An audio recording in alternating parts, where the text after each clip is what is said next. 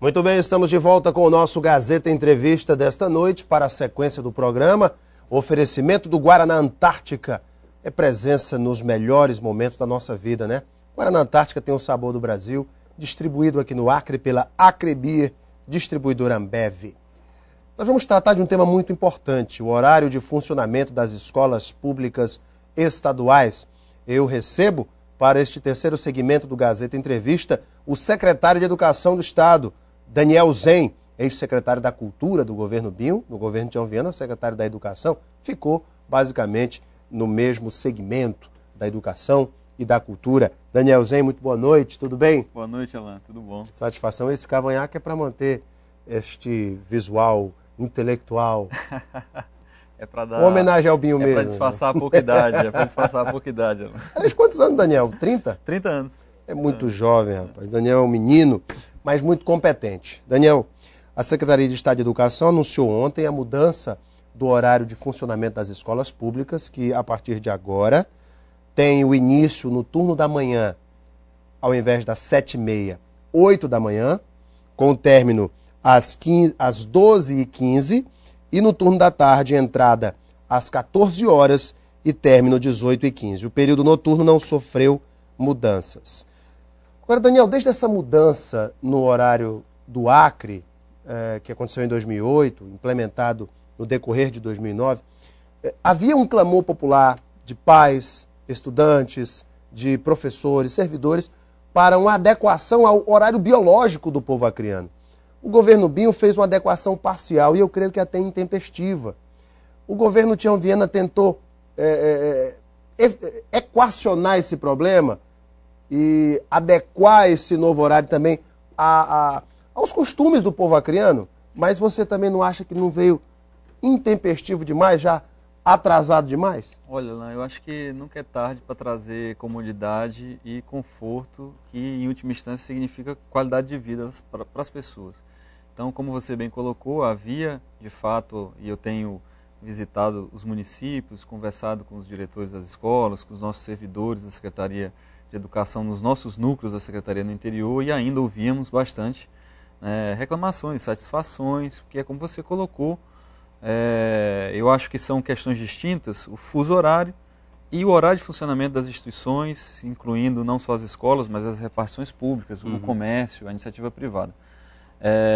Independentemente do fuso horário, você pode ter horário de funcionamento X ou Y, ou 8, 7h30, ou 9, e isso varia conforme os costumes, conforme a tradição, e no nosso caso estadual, conforme a questão solar, que é muito importante, tem influência biológica, assim como em todos os outros estados, em todos os outros lugares do planeta, em verdade.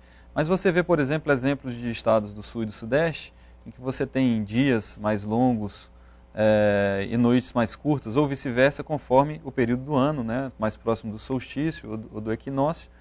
E vou citar só um exemplo do estado do Paraná, onde às 9 da manhã o sol ainda não despontou com toda a sua força e às 9 da noite ainda não anoiteceu. Não anoiteceu de verdade. Então, o fuso horário realmente ele tem impacto direto nessa questão do horário de funcionamento, mas são debates distintos. Eu acredito, na minha opinião, que o debate do fuso horário ele já se esgotou, já houve um referendo, a população já decidiu, agora cabe ao Congresso, a partir dos encaminhamentos dados pela CCJ, pela Comissão de Constituição e Justiça do Senado, dar o encaminhamento devido, um devido processo legislativo. Agora, isso não nos impedia de realmente fazer esse ajuste, atendendo a um reclame da população, que conforme as diversas falas, os diversos posicionamentos das pessoas, se entendia que o início do horário de funcionamento das escolas, e não só das escolas, mas também das demais repartições públicas, das secretarias, dos órgãos públicos, e também do comércio, do setor privado, seria bastante mais adequado. Às 8 da manhã, para começar. No caso do que você citou o referendo, que também é a base disso tudo, se amanhã o Congresso entende que o horário do Acre deve voltar ao horário antigo, como determinou o referendo, a vontade popular, e o Congresso então ratifica através de uma medida de lei, como é que fica? Esse horário permanece às 8 da manhã ou volta para 7? Aí eu acredito que é um outro debate, Alan. Aí cabe, novamente, sentar com os segmentos interessados, com os diretores, com os alunos, com os pais, né, com os sindicatos das categorias dos profissionais da educação, entabular um novo diálogo e se entender que é mais pertinente, mais confortável, mais cômodo, né, mais adequado, mais propício, sim, né, em princípio não se vê problema. Na verdade, agora, o Estado busca se adequar à conveniência do povo, e não o povo se adequar a uma determinação do Estado. Particularmente, eu acredito que o horário de 8 horas também já era uma demanda dos trabalhadores ligados aos diferentes sindicatos, por sua vez ligados às centrais de trabalhadores, por uma padronização de horário, né, às 8 horas da manhã, como acontece na grande maioria absoluta dos estados da federação, o que é muito positivo. O município de Cruzeiro do Sul já fez, o prefeito Wagner Salles, por conta própria, já fez isso. Justamente, e outros municípios também estão travando esse diálogo. Aliás, na Madureira também, as instituições já fazem assim. Faço questão de salientar isso, esse debate da educação não ocorreu e não partiu tão somente da educação, partiu de uma percepção desses reclames populares, mas também da percepção de que diversos outros segmentos da sociedade vinham travando esse debate, incluindo também o setor de serviços e do comércio, e que a partir daí não era possível que todos esses segmentos viessem travando esse debate e a educação não realizasse, que é justamente quem sente as maiores influências e quem acaba também influenciando em maior medida os demais segmentos. Então, a partir desse entendimento, foram feitas uma série de reuniões, os nossos coordenadores de núcleo no interior convocaram os diretores das escolas, também os secretários municipais de educação e diretores das escolas municipais, da rede municipal. Nós aqui em Rio Branco, através de contato com os sindicatos, com a Central Única dos Trabalhadores e também com o colegiado dos diretores das escolas públicas do Estado, estudamos as propostas, e deliberamos no sentido do que está posto hoje. E as demais secretarias, conforme foi anunciado na data de hoje também pela nossa chefe da Casa Civil, a secretária Márcia Regina, foi colocado que também as demais instituições, as secretarias de Estado, repartições públicas, vão adotar o horário de início do expediente das 8 horas, salvo, evidentemente, aqueles serviços que funcionam por turnos de trabalho diferenciados, como no caso a saúde, a segurança, o horário de atendimento dos hospitais, das delegacias. Esses funcionam em regime de plantão, já diferenciado, mas o horário de expediente normal das secretarias a partir das 8 horas, sendo que cada secretaria também tem a sua flexibilidade para adotar, seja o horário de 8 às 13 e de 15 às 18, ou de 8 às 14, 8 às 12, 14 às 18, conforme também é o perfil da atividade fim de cada secretaria. Estou sabendo aqui que a Secretaria de Educação vai realizar um novo concurso para professor provisório, para professor temporário. O candidato tem até o dia 29 de março para realizar sua inscrição. O objetivo é oferecer aí 97 vagas temporárias nas áreas de Biologia, Física, Química, Educação Física, Geografia, Língua Portuguesa, Língua Inglesa, Espanhol, História, Filosofia, Arte, Matemática e Sociologia. 97 vagas, está confirmado, Daniel? Confirmado, esse edital foi lançado na data de ontem, tem período de inscrição até o dia 29, como você já salientou, Alan.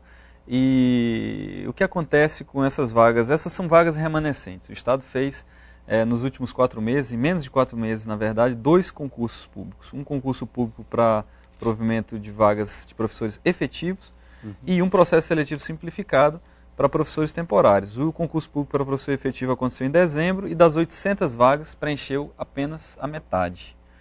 O processo seletivo simplificado que aconteceu em fevereiro, tão logo foram nomeados e empossados os aprovados no concurso anterior, ele também não supriu todas as suas vagas. E aí Isso acontece por quê, Daniel? 800 vagas e só supre a metade. É o baixo nível de qualificação? Não, Alan, vou dizer. As disciplinas, por exemplo, as disciplinas com vagas remanescentes, que deverão ser preenchidas agora nesse terceiro processo seletivo em menos de 4 meses, elas se dão principalmente em áreas deficitárias de profissionais. Por exemplo, as áreas de ciências, ciências exatas e ciências da natureza, matemática, física, química, biologia, e as áreas de língua estrangeira, inglês e espanhol, são aquelas que apresentaram um índice mais baixo de inscrições. Em alguns municípios, nessas disciplinas, o número de inscrições foi menor que o número de vagas disponíveis. E isso se dá em virtude de um fenômeno que não é só do estado do Acre, é um fenômeno nacional. Ou seja, a quantidade de professores... Geralmente tem muita pouca demanda. Justamente, né? Na verdade... Tem muita demanda, mas pouca oferta de profissionais licenciados nessas áreas, porque a quantidade de professores ou de profissionais egressos das faculdades públicas e privadas nessas áreas é muito pequena, sequer daria para atender a demanda da rede pública estadual, as redes públicas estaduais, na verdade, municipais de educação básica. E se você considerar que nem todo mundo que sai da faculdade já é uma quantidade pequena, e que dessa quantidade pequena nem todo mundo vai para a docência, para o magistério, aí você tem um número ainda mais reduzido. Então, estudos do INEP, né, do Instituto Nacional de Estudos e Pesquisas Educacionais, mostraram que nos últimos 16 anos foram formados pouco mais de 12 mil profissionais na área de física, por exemplo. Desses, metade, apenas 6 mil, foram incorporados pelas redes públicas, estaduais e municipais de educação básica. Isso, número Brasil. Brasil, isso é um número ínfimo se considerada a real demanda de profissionais nessas áreas. O mesmo se repete em matemática, em química, em biologia. Então, nas exatas. Qual foi a solução, Alan, adotada nesse terceiro processo seletivo que nós vamos abrir em menos de 4 meses? Permitir que também os bacharéis, não licenciados, mas os bacharéis com complementação pedagógica possam se submeter ao concurso. Também os bacharéis sem complementação pedagógica, desde que os seus cursos tenham identidade de conteúdo, de currículo com aquelas disciplinas pretendidas. Também os licenciados em outras áreas. Por exemplo, o profissional pedagogo, mas que comprove 5 anos de experiência ministrando disciplina ou de matemática, ou de química, ou de física, ou outras disciplinas que não a própria pedagogia, podem concorrer, justamente porque ficou configurada uma situação de excepcionalidade. Ficou comprovada pelos 2 concursos anteriores que não há a quantidade suficiente hoje no Acre de profissionais para atender a demanda da rede pública estadual. Eles já começam recebendo o salário, o piso. O piso. De 1.600... Na verdade, o salário hoje do estado do Acre, para a carga horária de 30 horas, é a 7ª melhor remuneração do Brasil. Alguns estados adotam o regime de 40 horas, outros de 25 horas, outros de 20 horas. Fazendo a equivalência para 30 horas, o nosso salário de R$ 1.675.